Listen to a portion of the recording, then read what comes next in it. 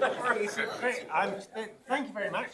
This will be a great resource for future historians of astronomy. Thanks, John. You're doing a tremendous job.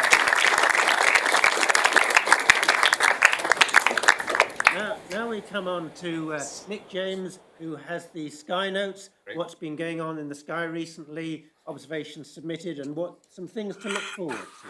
Thank you very much. Thank you, David. Oh, sorry about that.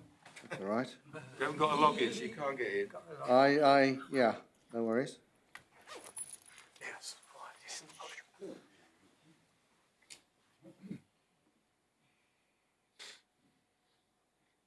Aha, right. Yes. So, welcome to the Christmas Sky Notes. And it's a shame Professor Fletcher isn't here because I've got some fantastic pictures of the Aurora, which she didn't manage to see, and which obviously not many people in this room managed to see either.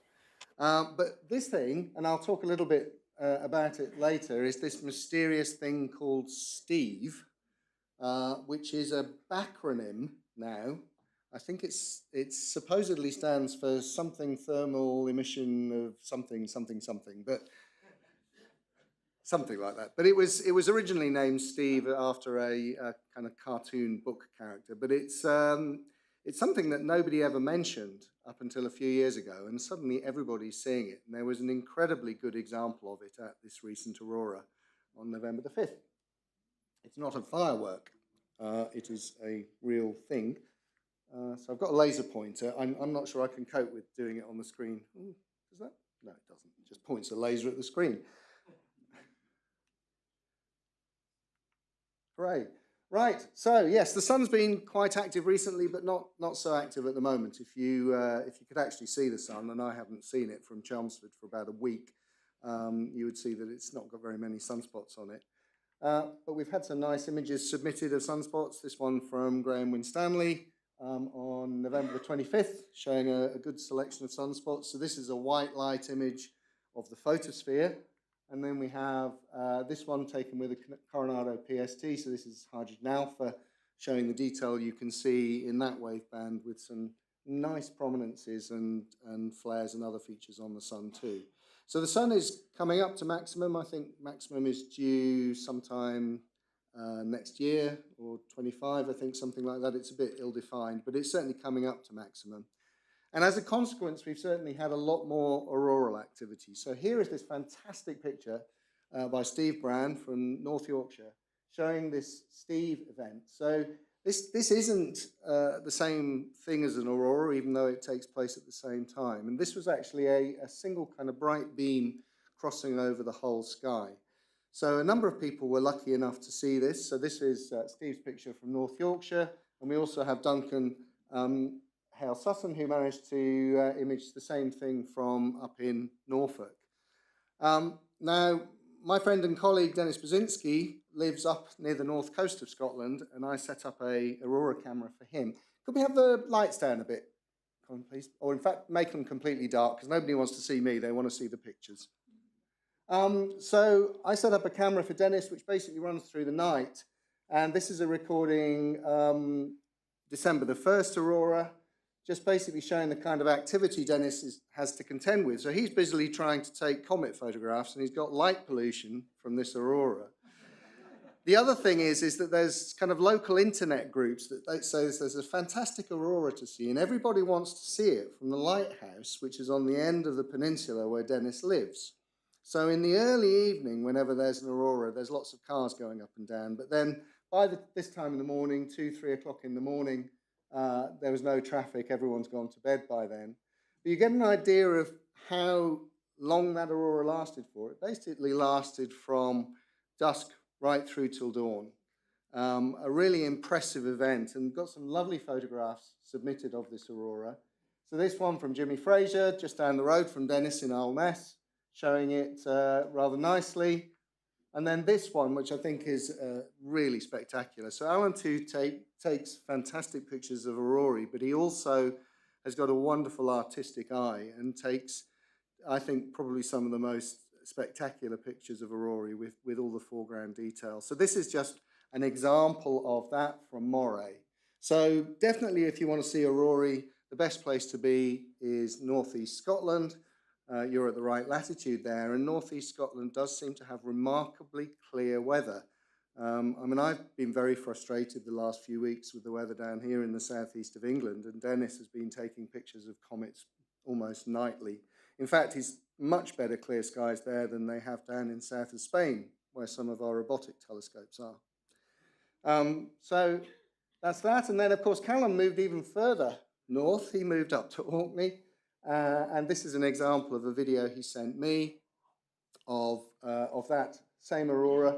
Quite a lot of cloud around, but a really nice time lapse. It was a moonlit night, hence the cloud being quite bright, but a really nice time lapse. And this also includes some real-time video taken with a Sony Alpha 7S camera, which is the camera that nearly everybody uses for real-time aurora video. You'll see that in a minute. Just showing really kind of how dynamic aurorae are. So you're used to seeing them in time lapse. Oh yeah, that was a nice meteor there you might have seen. So this is actually real-time video of the aurora. And anyone who's seen the aurora or the northern lights will tell you the difference between seeing it in a photograph or in a time lapse and actually seeing it with your own eyes is that with an active aurora, it's incredibly dynamic. Things change very, very rapidly. And so usually most of the photographs you see of active aurorae, all that activity is blurred out by the motion of the aurora. So there will no doubt be more aurorae coming up. I've noticed that I've got a set of colour cameras that monitor the sky continually, and I have picked up these aurorae on those cameras, even from Chelmsford, where I've got a lot of light pollution, because the cameras are just very sensitive to the wavelengths of light from the aurorae. So going from aurorae to another object in the sky, which is a little bit brighter. This is our friend the moon. That has been causing us problems recently, being very bright in the sky. We're coming up to new moon now, which is really good because we're coming up to the Geminid meteor shower, which I'll mention later. And we've got some really interesting comets to observe, and having the moon out of the sky is a good thing. But the moon is a fascinating thing in itself. And Tony Cook sent me some interesting stuff you can do with the moon.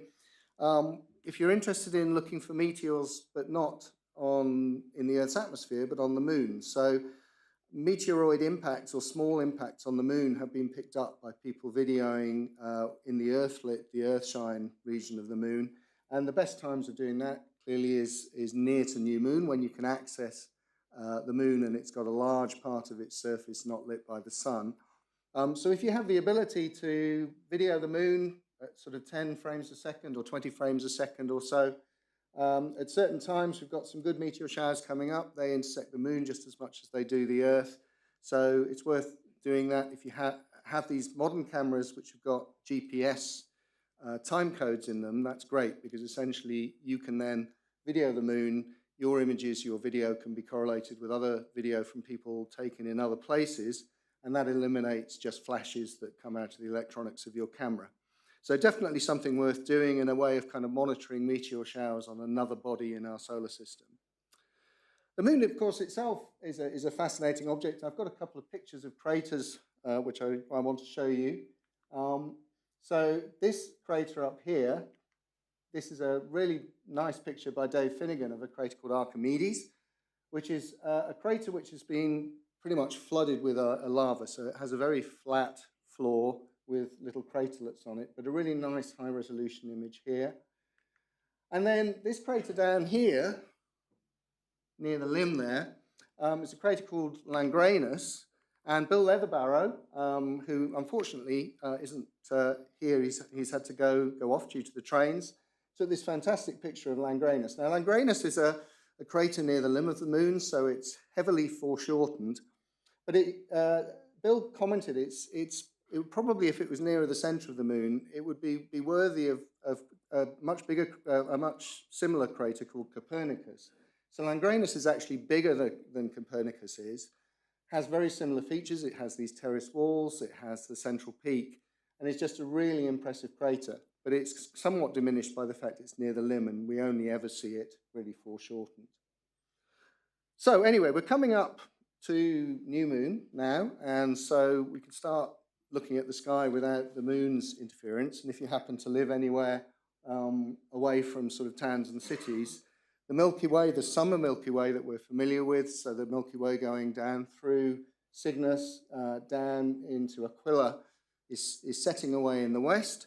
We still have Vega, which is a star I always consider to be a kind of star of the summer, going down in the west. And I'm particularly interested in Vega at the moment as a star because there's a really fascinating comet at the moment, just a few degrees away from Vega.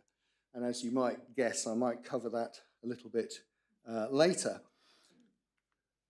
In terms of planets, what have we got visible? Well, in the early evening, we've got Saturn and down in Aquarius, and here's Saturn. The rings are gradually closing up. So if you have a look at Saturn this year, you'll see it looking like this. Next year, the rings are closing up, and in 2025, we actually go through the ring plane again. Saturn, unlike Jupiter, doesn't generally have much going on in its atmosphere, but there is this anticyclonic vortex, which you can see there, that little black dot in the top there, which is something that's getting Saturn observers really excited about observing Saturn. So if you do get a chance, if you're out with the telescope in the early evening, turn it at Saturn. Saturn is always an amazing object to look at.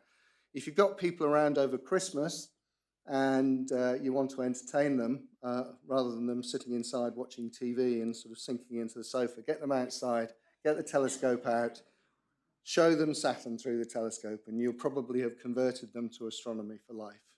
It's the planet I remember seeing first through a telescope when I was a young lad, and I was just amazed. It's a phenomenal thing to see. Here's a picture by Peter Tickner, same again, showing Saturn. It doesn't come out anywhere near as good on these projection screens as it does on the website. So I suggest you just go and have a look at the members' pages on the website where you'll see these pictures in their full glory. Of course, the planet that's dominating the night sky at the moment is Jupiter. Can't really miss it. It's the brightest object in the south, sort of around mid-evening, late evening. And Jupiter, again, is a planet which just shows amazing detail. And John Rogers sent me this, and it's really impressive. So what this is images of Jupiter taken by two observers, but one Jupiter rotation apart. So what you've done here is you've effectively frozen the rotation of Jupiter, and you're seeing it one rotation later, which is about 10 hours or so. And if you look at this, you can see so much going on. You can see stuff rotating around the red spot here. You can see things moving relative to other things. So this is a really impressive. When you actually see Jupiter rotating, you don't see this immediately, but this is actually processed so that you actually are seeing movement in Jupiter's atmosphere with the rotation frozen. And just again, amazing resolution too. Here's another image showing Europa, one of Jupiter's moons, up there in the corner going in, taken by Martin Lewis. Again, amazing resolution on this planet. And of course, not forgetting visual observation. So as was mentioned earlier on, Paul is gainfully continuing the tradition, which is a very strong tradition within the BAA of doing visual observation and drawing of planets. And something I think which we really should continue, because it links modern images in with the historical stuff that John was talking about that's going to be in our archives. So I thought I'd show this because this is from Chris Hooker. So Chris is taking really good, fantastic images of Jupiter, but one of the things that Chris has specialized in recently, and which was mentioned earlier again, is using a sodium filter to image various objects in the solar system. Now, it used to be that we used sodium filters to block out the light from sodium streetlights. But if you get the opposite kind of filter, which is a filter which passes the wavelength of sodium D, you can see all sorts of interesting things. And Chris has really beaten a path to this, but other people can do this too. You just need to follow the techniques that Chris is doing. He started this with observing the sodium tail of Mercury, which is a pretty amazing thing, but he's gone a step further to the really truly amazing thing of managing to image the sodium tail of Io this close to Jupiter. So essentially, you're trying to image a very, very faint sodium tail of a moon, with a very, very bright planet there. So he has an occulting bar. You can see here, this is Io, this is its tail. And in this sequence, you can actually see the tail moving relative to Io. Again, it's not so easy to see in the projected images. Have a look on the website. But a really amazing thing. And Chris is really sort of beating the path for this. And I think this is an area where there's lots of potential observing to be done. I'm not sure, actually, once you've done Mercury sodium tail and Io sodium tail, and maybe you've imaged some comets which maybe have some sodium in them as well. I'm not sure where you go after that, but I'm sure Chris will have all sorts of good ideas of how we can use those filters.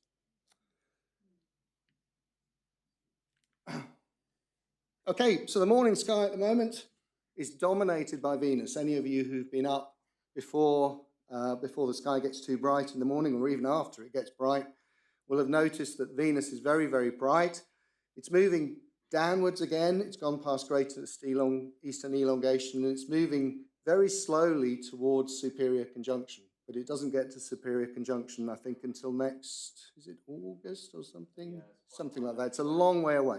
Because of the geometry of Venus's orbit, it moves very, very fast when it goes through inferior conjunction and out through the crescent phases to half, to dichotomy, but then much more slowly as it's moving away from us. And so it's currently a gibbous phase, as you can see, again, in Paul's drawings here, with some details on the cloud tops of Venus. And we did recently have an occultation of Venus by the moon. And I don't know about you, but I set up in my back garden, expecting to be able to observe this. It was actually a really nice, clear morning. It started off, and then it clouded over, and then it rained, and then it cleared a bit, and then it rained, and then it cleared up a bit. And about 5 minutes, so I didn't see the immersion, I didn't see it disappear behind the moon, but about 5 minutes before immersion, I was thinking, oh, sky's beautiful. It was beautifully clear blue sky, but I could see in the distance this cloud coming. And the cloud arrived 2 minutes before Venus was due to come out from behind the limb of the moon. And I just managed to snap this shot as the cloud was going past once Venus had actually come out again. So that was a really good example of the kind of stuff we have to put up with in astronomy. But Peter Tickner was luckier in Berkshire and managed to get this really nice view, high-resolution view of Venus coming out. This is immersion, so this is going in behind the moon. So you've got the phase of Venus there, and you've got the limb of the moon. And Pauline Phillips also managed to get a view. You obviously had clearer skies than I did, Pauline, when it came out. Yeah, it's a little bit after immersion, that, isn't it? But yeah, it was still there. So that was an occultation of Venus by the moon. We have another really interesting occultation coming up now in a few days' time, and it's this one. So this is an occultation of Betelgeuse, a star which actually subtends quite a large real apparent angle, a huge star, by an asteroid. This is a really rare event. As I understand it, I think Alex is in the audience, as I understand it, the astrometry is really high quality now. So this track is very, very, very good.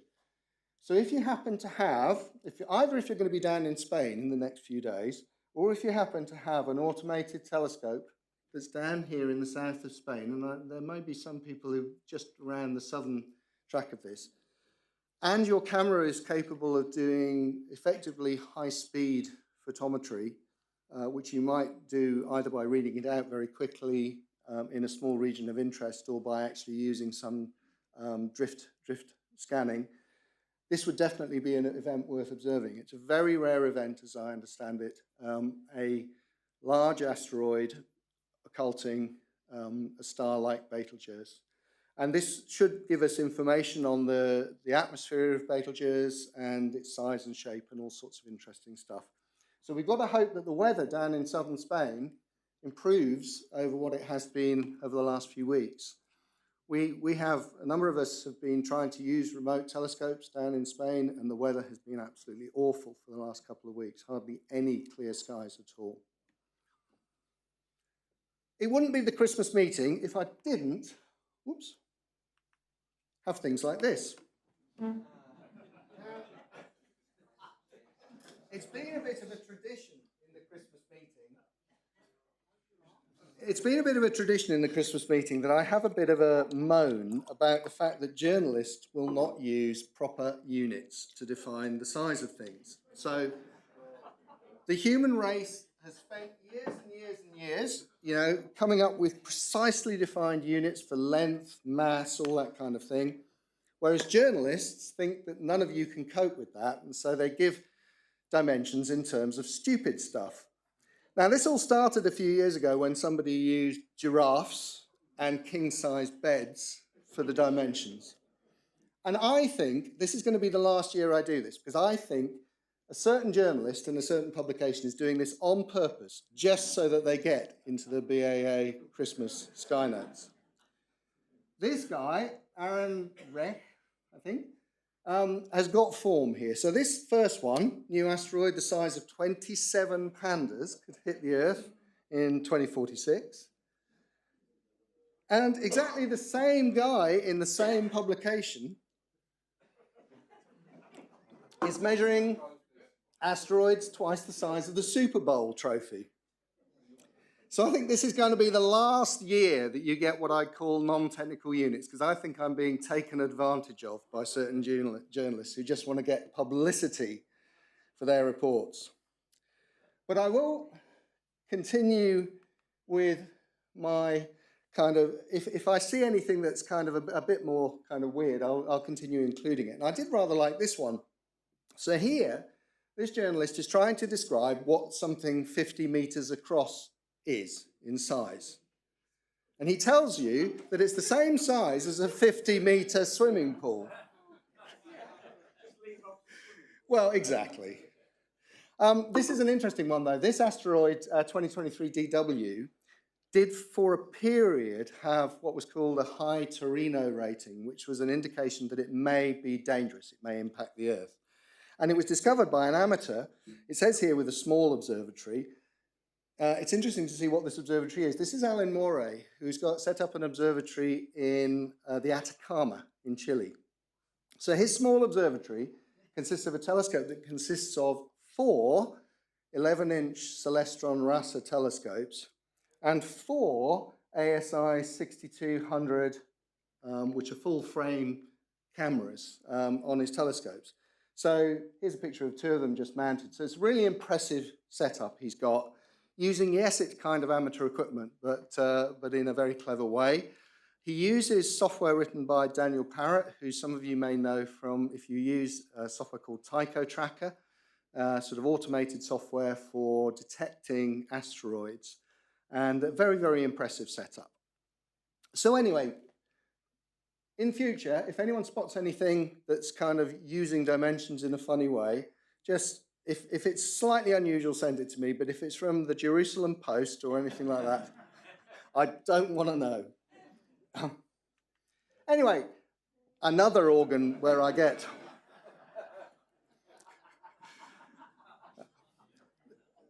Journal of Science Record, the Daily Mirror. Right, so I'm now coming to the kind of centre of this talk about the thing that's been keeping me awake for the last several months. Fascinating comet. But it managed to get a nickname in the media as the devil-horned comet. And obviously picked up by this Mirror journalist. And scarily, they do quote me in a number of stories. And I was mentioning this earlier on, that journalists used to have this thing where they would actually call someone up and say, could you give us a quote about stuff? Now all they do is they just nick something you've said off a website and put it in their articles, which I think is a bit underhand. Anyway, this Mirror journalist obviously knew what they were talking about, because experts reckon the rock will be about the same size as Halley's Comet, maybe a bit bigger, which was last seen with the naked eye 80 years ago. I didn't realise I was that old either. So there you go, that's factoid number 1. This one's good. As it gets closer to our planet, the comet is expected to keep exploding. They like exploding, but don't worry, the bits of the exploded comet will stay in outer space and won't return until 2095. Well, that's kind of, yeah. Plus, it's not the most explosive comet in our solar system. Which is the most explosive comet in our solar system, Richard? 29P, I guess. Yeah, when it swings by Earth, it'll be about 144 million miles away, so there's little chance it will affect us. Well, it has affected me a lot. It's meant that I have had many nights with no sleep and a lot of work, but it's a fascinating comet. So this is 12P Pons Brooks. If you haven't heard about 12P Pons Brooks, then you obviously haven't been reading the BAA website. It's a periodic comet, as it said, similar orbital period to Halley, 71-year orbital period. Possibly quite large nucleus for your average comet, so maybe the nucleus is maybe 20 kilometers, maybe a bit bigger than that, which is big for a comet. This comet has an interesting characteristic that pre-perihelion, and it's usually pre-perihelion, it has outbursts. So it's been seen many times before. The last return was in 1954. But of course, we now have much more observations of it, much more capability to observe it. And so this plot was done when it had had 4 large outbursts. It's now had 5. And what you can do is you can image the comet. And these images were all taken with the BAA telescope that we have through Maxim Yusutov we use in the south of Spain. So it's called the Alnitak Observatory. It's available to anyone within the BAA who wants to use it. So if you want to use this telescope, you can contact David, and David can explain how it be done through either section directors or another means. But it's a really good facility. It's a 17-inch CDK in really good conditions with a really nice camera on it. So this sequence was taken with that, and you can see here the comet goes into outbursts. You have a bright inner coma, which is dust, and a faint outer coma, which is the gas that has pushed the dust out. What you can do is you can plot that expansion for the different outbursts we've had, and the most powerful outburst we've had so far, the dust coma was expanding at something like 310, 315 meters a second. So this is a really energetic event. What's happening, and Richard can say a lot more about this, because probably there's not many people in the world who know more about this mechanism than Richard does, is that there is a very sudden release of gas which takes the dust up with it. It's kind of in a few minutes almost. And that then expands away into the vacuum of space. And you see there are various features that you can see in this, and they are all kind of baked in to this expansion right at the very beginning, essentially when the initial outburst is happening. So some people have called this dark feature a shadow. It's not a shadow. It's an area where there's less dust, and there's less dust there simply because of the geometry of the way that the outburst has happened. Anyway, it's been an incredibly active comet. This is a light curve of it from the last month. This is the really big outburst that occurred on November 14th, and then there was another one on November the 30th, and Richard has produced this really nice plot of the comet so far, and if you look at that, you might see some pattern, and Richard has speculated that that pattern is associated with the rotation period of the comet nucleus, and it's something like 15 days or so. So if you're interested in detecting the next outburst, get your telescope out somewhere around December the 14th or 15th. And you may be lucky to be the person who detects the next outburst of this object. But a really fascinating object, and we've had lots of observations submitted. I was lucky enough in the really big outburst to be imaging it just after the comet went into outburst. And if you plotted the light curve, as I do here, you can see there's actually a change in slope of the light curve, which is either due to a second outburst occurring very shortly after the first one, or some other thing to do with the physics of the expansion of the dust. But loads and loads of stuff here, and loads of stuff to keep Richard busy doing his analysis, I think, for quite a while. It's just a fascinating comet. This just shows the astrometry, so the measure of the position of the comet, just to show that the comet's not been, it's a big nucleus, it's not been disturbed by these big outbursts. You can see that essentially what happens when there's an outburst is the astrometry goes off. It should be about 0 here. It goes off, but that's because the measurement of the centroid of the comet is biased by the fact you have this bright outflow of material, but then it returns back to where it should be. So there's no sign at all that this comet is suffering from these outbursts. It's a big comet, it's not fragmenting, it's not having its orbit changed, but it is a really interesting thing to see in the sky. And after the really big outburst that we had on November the 14th, Paul actually made a visual observation of this, and he sent me a text message that I can't, did you call me? Oh, you did, but you also sent me a text message, I think. It was something like, my God. So here was this kind of suddenly appearing globular cluster. I actually spent 10 minutes looking to see if it was an MGC or something. I Yeah. don't know if it was actually Comet, because it was in twilight. Yeah. So if anyone's interested in observing this, just keep your eye on the BAA website or sign up to the BAA Comets list, and we get the earliest notification there of these outbursts, and just go out and have a look visually. That night, I did go out and look visually as well, and I saw it too. Quite an amazing thing to see. At that point, it was bright. It was about 9th magnitude. It was compressed. All of that was compressed into a very small area. It very quickly becomes much more difficult to see as it spreads out. So here's an image taken with the Alnitak telescope. That inset there shows details of the outflows, mapped using a thing called a Larsen-Secondina filter. And you can see just faintly on this, there's a little bit of a tail up here, which is much better shown on this Peter Carson image there. So this is the tail going off up here. Great object for spectroscopy. So Robin Leadbeater took a spectrum of it and sent me an email saying, well, basically it's dust.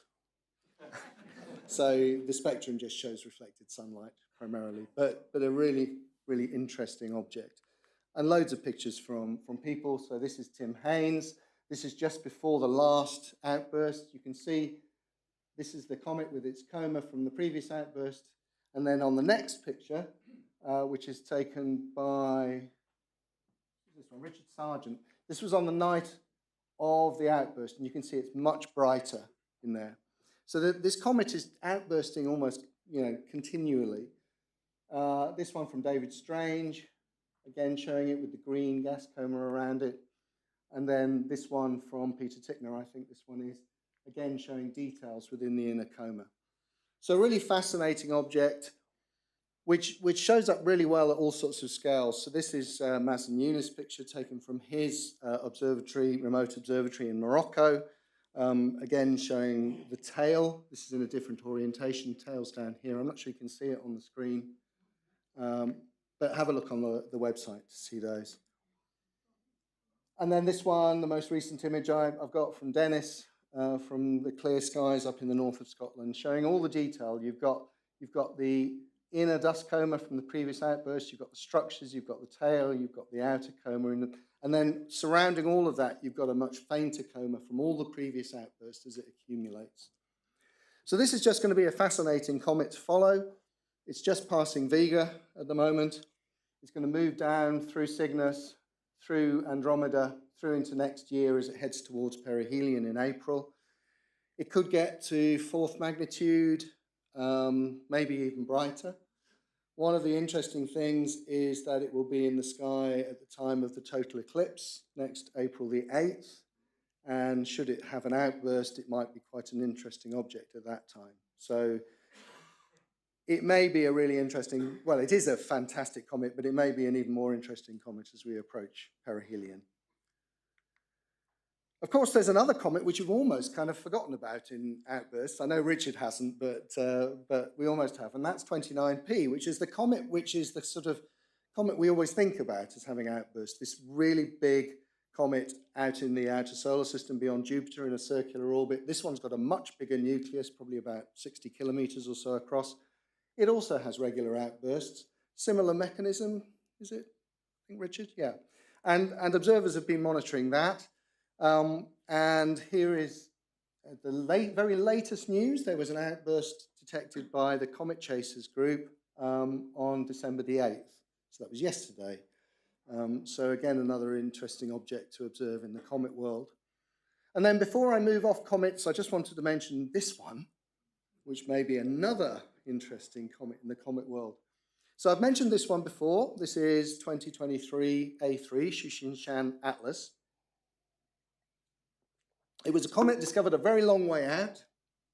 in an orbit that's going to bring it in very close to the sun. So alarm bells should already be ringing there, because what happens is people try and predict the magnitude from stuff when it's a long way out and say, oh, it'll be brighter than the sun when it comes into the inner solar system. So take this with a pinch of salt, but this comet has been in conjunction, it's not been observable for a while, and we have now started getting images of the comet as it's coming out of conjunction. And it's looking really healthy. And so here is the latest light curve from COBS. So here we are, these are the latest observations, okay? And you can see that the predicted magnitude at perihelion is potentially negative. Big pinch of salt, right? But we are beginning to get potentially a bit more confident that this is going to be a nice comet. Don't book a holiday on the basis that it's going to be -3 or something. But it's going to be a nice comet. It's going to be, it could be a nice comet. It's going to be difficult to observe before perihelion because it's going to be very close to the sun in the sky. But after perihelion, it comes out of the western sky in mid-October next year. So maybe I'll be standing here in November showing some fantastic pictures of an incredibly bright comet in the twilight sky. Maybe I won't. But it's the best thing we've got at the moment for being a really nice comet next year. So don't book a holiday on the basis of it, but if you're going to want to go to the Canaries for any reason anyway, you might as well choose to go there in the middle of October, just in case. So that's comets. Just talk a little bit now about stuff that comes off of comets. Last time in Sky Notes, John was here talking about these, the Andromedids. So these are the meteors from Comet Biela. And there was a prediction that on December the 2nd, there would be an outburst of these meteors. Well, predictions are predictions, and science moves forward by negatives as well as positives, and there was no outburst. So what this plot is showing is it's showing the radiance of all the meteors picked up by the GMN camera network, color-coded in terms of velocity, with faster meteors as orange, slower ones as purple.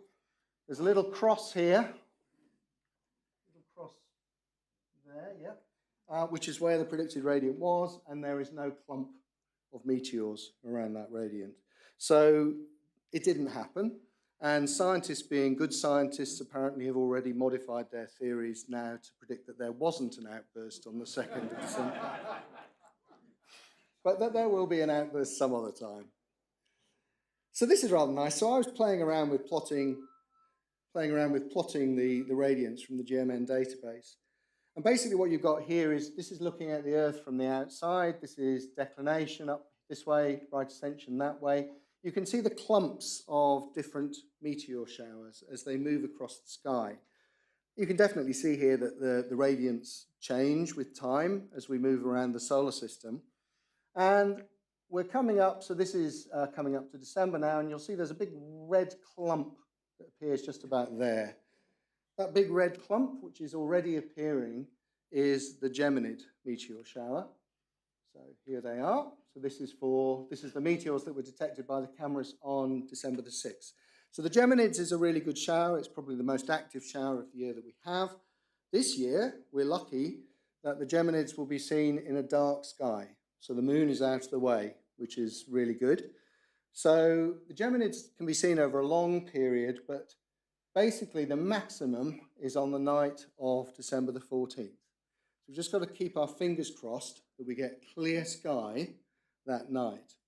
Last year, it was kind of a mixture of cloudy and clear, and the moon was in the sky. And my cameras one night, on maximum night, when it was only clear for about half the night, got about 300 Geminids per camera. So I got over 1,000 Geminids in one night. It's a really good shower. It's the one shower of the year, well, apart from the Perseids, which is in the summer, which is nice to go out and watch. It's the one shower in the year when it's worth actually going out in the cold if you want to show some friends some meteors, because you're almost on maximum night guaranteed to see something if it's clear. Right, we'll leave comets and their debris behind, and we'll come to variable stars now. So I'm going to mention two variable stars. And they require you to be a little bit dedicated, because if you're going to see these variable stars well, you need to get up before it gets light in the morning. And that's always a challenge at this time of year. But the constellation they're in is Corona Borealis here, which is really best in the morning. You can just about catch it at night, but it's really low down. And the two stars are these. So T Corona Borealis, which Jeremy mentioned a while ago, is on the verge of going into outburst. And as Jeremy told us when he gave his talk, the precursor to it going into outburst is it has a fade.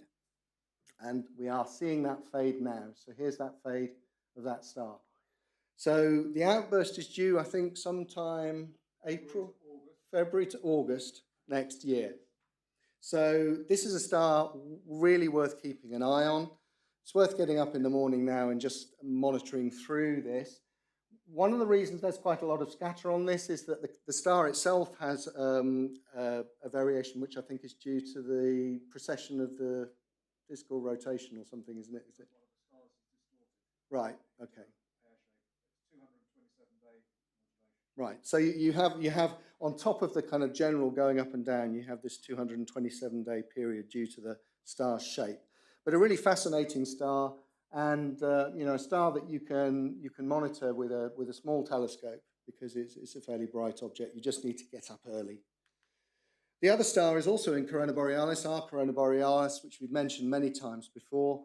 A star that basically sits at about 6th magnitude and then suddenly dips down for a reason of sort of the opaque material in front of it, and then has recovered. So it had this dip, and it's now in the process of recovery, but you never know quite what it's going to do next. So another really interesting star to keep an eye on. Then Callum on the website has a regular deep sky update and has objects of the month to observe. And the one from last month is this, which is a planetary nebula, IC 289, which is sort of perfectly placed at this time of the year. And here's a rather nice drawing of it by Martin Fode. Martin Fode's drawing of it. And then Richard Sargent took an image of it too. And then this month's object is in Aurora, I think, yeah, B34. It's a dark nebula in Aurora. So here it is, that dark cloud in front of the stars. And this is rather a nice image taken by Ian Cartwright. So again, if you're looking for interesting deep sky objects to go and observe, go and have a look on the website, have a look at the deep sky section and the object of the month. It's always a good thing to go at, because you can then compare your observations with other people's. So just drawing to a close, and I don't want to keep anyone much longer because the drinks reception is coming up. Stuff that's much closer to us. I just wanted to show this. So we all have a bit of a kind of hate relationship, I guess, with Starlink satellites. Mine is a bit kind of more nuanced because I work in the business of this. But I have found them particularly annoying recently. So this is a video from my Meteor camera. It's a time lapse. And it shows an interesting feature of what Starlink satellites do. So normally these Starlink satellites are flat tiles, and they fly with the flat tile pointing down to the surface of the Earth. They're shiny, and the idea of them being shiny is that means that they don't scatter much light off to the side. So that's a way of keeping them fairly dim. But in certain geometries, and these geometries are in the western sky at twilight and in the eastern sky in the morning, you can get glints off these satellites because the sun, which is over the other limb of the Earth, is actually reflecting off the base of these satellites. And so what you can see is you end up with loads and loads of Starlink satellites that kind of are gradually moving down as the sun moves down. Now, this is a bit of a problem if you're trying to image a comet, which is in the western twilight, which the best comets usually are, but it's where 12P currently is. And I thought I'd show this. This is a sequence of images I took of 12P a little while ago with a wide field telescope. So all of those traces across there are Starlink satellites. And if you take any images now in the western or eastern twilight sky, which is where the best comets will be, they're just covered with these things. Now, you can process those images with a thing called a sigma clip stacking. And this particular stack here, I processed using that technique, and here's the result. So no satellites, right? And the reason that works is essentially the software stacks each pixel, and within each pixel it looks for outliers, so things that are too bright for that pixel, and it rejects them. And that works really well, but it's just a real pain that you have to do it, and particularly on wide field imaging now, it's becoming a real problem. So, you know, I don't think we're ever going to stop these mega constellations because they have too much positive from a societal point of view. I mean, Starlink has been used a lot in the Ukraine situation to maintain communications in Ukraine and in other places. So you're not going to stop that, but we do have to keep pressure on these companies to mitigate the effect. So try and keep the satellites as faint as possible. And for images, we do need to sort of investigate the techniques that we need in order to be able to remove these things from our images. So yeah, Starlink satellites are a pain, but there's even more junk up there because one of the astronauts on the space station dropped a toolbag, which became an independently orbiting satellite. And remarkably, it's big enough to actually have its own designation. So this toolbag is 1998 067 WC. So 1998 is the year that the first bit of the space station was launched. And 67 is presumably how many bits have fallen off it since then. So this is a picture of the toolbag, which is, you know, the size of a toolbag, going around the Earth in an orbit 400 and something kilometres up, taken by Nigel Evans, who's sort of specialised in taking pictures of strange bits of junk in orbit. Yeah, kind of interesting to see. So I'm just going to close, and I've been kind of talking about Starlink and obviously SpaceX and Elon Musk.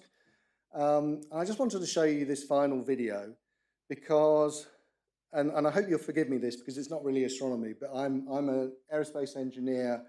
I'm just amazed by some of the things that Starlink has done, and some of you may have seen the recent launch of Starship from Texas.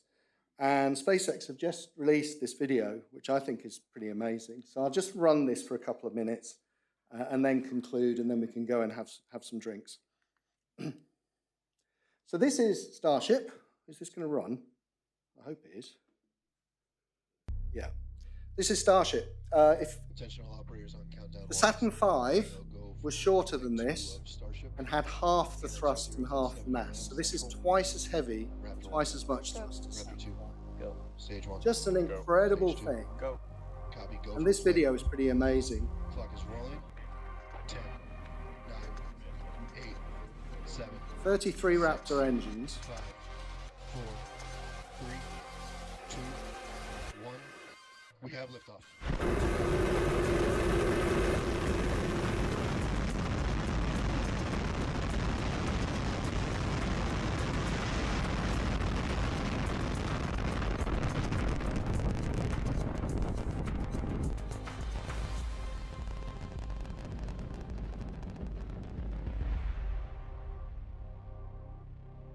So this is the first time they've tried what's called hot staging, which is they fire the second stage engines before detaching from the first stage, which is just about what's going to happen here. Boost stretcher cut off.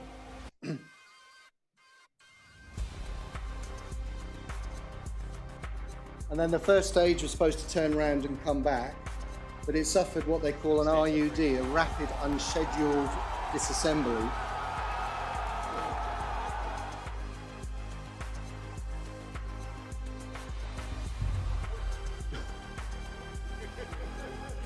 And the second stage, the Starship itself, going on, you can see it's got 6 engines. It also suffered a RUD before it got into orbit. But it's getting really close now, I think, to this thing being a serviceable spacecraft. And NASA is almost relying on this to do some of the exploration of the moon. So, you know, whatever Elon Musk has done, and there's lots of stuff he's done that's not so good. Starship, Falcon 9, and Teslas, mostly, are pretty good. So that's my Sky Notes for this year. Happy Christmas, everybody. If you get a chance, get out, watch the Geminids in a few days' time.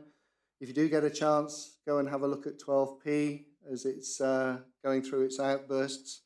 Loads of things to see in the sky. Have a great Christmas. Have a really enjoyable time. If you get a chance to show other people astronomical objects over Christmas, that's the best way of getting them into this subject. And see you all in January. Thank you.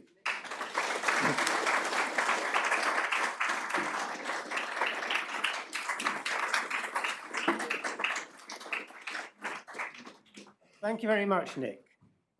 Thank you very much to our other speakers, and thank you very much to Hazel Collett for organising a fantastic meeting. It's lovely to see so many people here, and if you can stay around, there will be some refreshments outside, and the place is open until 7 o'clock, so we can stay here until 7. So thanks to the IOP for exceptionally allowing us to stay here on a Saturday evening. And I hope to see you all on the January meeting on the 20th of January. Thank you very much.